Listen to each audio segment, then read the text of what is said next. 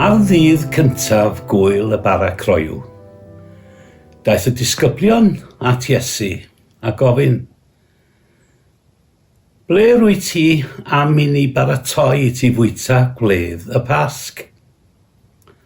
Mae dywedodd yntai, ewch i'r ddinas at ddyn arbennig, a dywedwch wrtho, y mae'r athro'n dweud, y mae'r amser i'n agos yn dy di, yr wyf am gadw'r Pasg gyda'n disgyblion.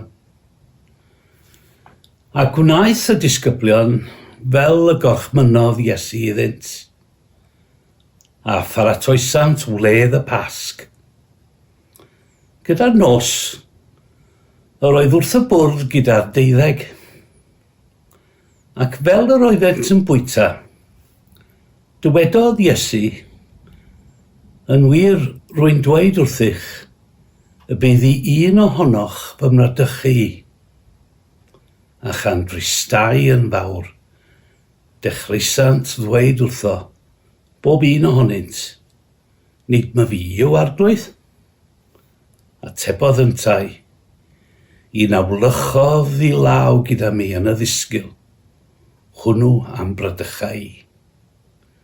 Y mae mab y dyn yn wir yn y madail, fel y mae'n ysgrifenedig amdano, ond gwair dyn hwnnw, y bradychu'r mab y dyn ganddo.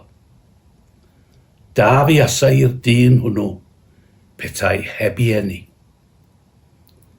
Dywedodd Judas i fradychwr, nid my fi yw rabi. Medda Iesu wrtho, ti a ddywedodd hynny.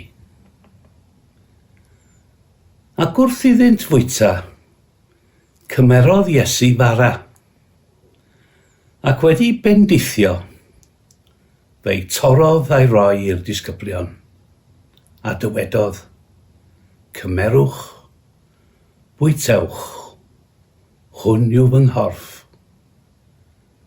A chymerodd gwpan, ac wedi diolch, fe'i rhoddodd iddynt gan ddweud, yfwch ohono bawb, oherwydd hwn yw fy ngwaed i, gwaed y cymamod, a dywelltir dros lawer, maddeuant pechodau.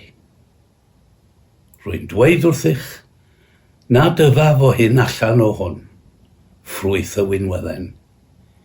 Hyd y dydd hwnnw, pan yfaf ef, yn newydd gyda chwi, yn heyrnas fy nhad.